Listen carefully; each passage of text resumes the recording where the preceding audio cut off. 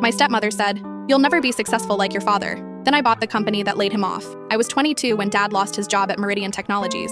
27 years of service ended with a Tuesday morning email and a cardboard box. The company he'd bled for, worked overtime without pay, sacrificed weekends and holidays. Gone. They cited restructuring. What they meant was they'd found cheaper labor overseas. Dad came home that afternoon looking like someone had scooped out his insides. My stepmother, Diane, barely looked up from her wine. "Well, what did you expect?" she said, scrolling through her phone.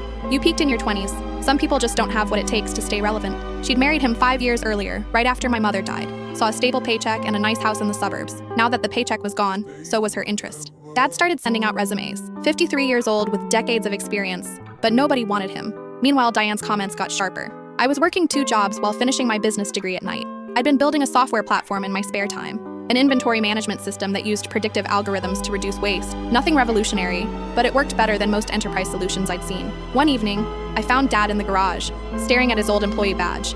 "I gave them everything," he said quietly, "and they threw me away like I was nothing." That night, I made a decision. I took the $12,000 I'd saved for graduate school and hired a developer. 6 months of 18-hour days, surviving on vending machine food and gas station coffee. My first client was a small logistics company, then another, then a regional distributor who told their parent company. Within a year, I had 43 clients and $2.3 million in revenue. Diane watched my success with increasing resentment. At family dinners, she'd make pointed comments about how some people get lucky, while others work hard their whole lives for nothing. "Your father built his success through real work," she told me once.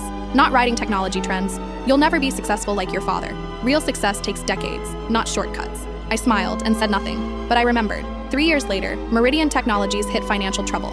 Their outsourcing disaster had cost them their biggest contracts. The company was hemorrhaging money and looking for a buyer. When my acquisition team approached them, I made sure I was in the room for final negotiations. Their CEO didn't recognize me.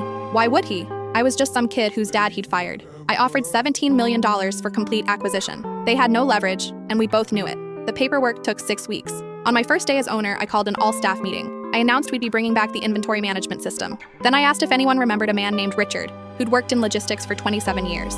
Silence. Finally, one older woman raised her hand. "I remember Richard. Good man. We were told his position was eliminated." "It was," I said, "by the previous leadership, which no longer works here. I'd like to offer Richard his old position back, plus 7 years of back pay with interest, and a seat on our advisory board." I hired Dad the next day. His salary was triple what Meridian had paid him. Diane left Dad 6 months later. The same week, Forbes published an article about my company's valuation. She'd stuck around just long enough to see him vindicated. There wasn't anything in it for her. Dad and I still have breakfast every Tuesday, where he tells me stories about the old days. Sometimes I take notes. Turns out his experience is worth something after all.